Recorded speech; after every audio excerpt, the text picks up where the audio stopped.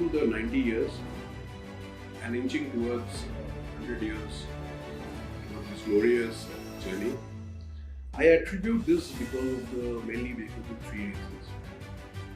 One is, of course, the organization has always been purpose driven for the social upliftment, and that has really created an ecosystem around the organization for every employee, the management, and all to look forward to building a social entrepreneurship across the world.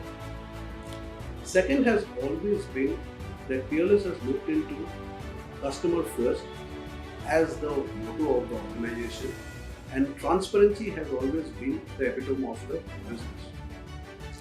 Third is always been, I strongly believe that we have built an ecosystem in our employees' welfare that has led a strong build-up of employees across the board who have been more than 15-16 years in the organization.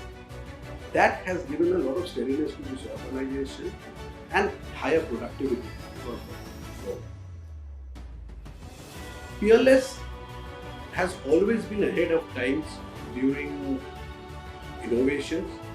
We have seen that every time that Peerless has come up with new products, new systems, new processes, which has led into an impact in the social and economic status of across the board. Peerless as now an incubation center in the next 10 years, and we believe that the kind of innovation that is currently taking place along with the technology will lead us to give better products in the market, and which will create a huge impact on the Indian market, starting from the east, of course, because it will be powered from the eastern market of India and rule India across the board, across all different industries. For this, our MD and CEO is attending the 11th MSME and Manufacturing Conclave to be held in Calcutta on 10th and 11th of March.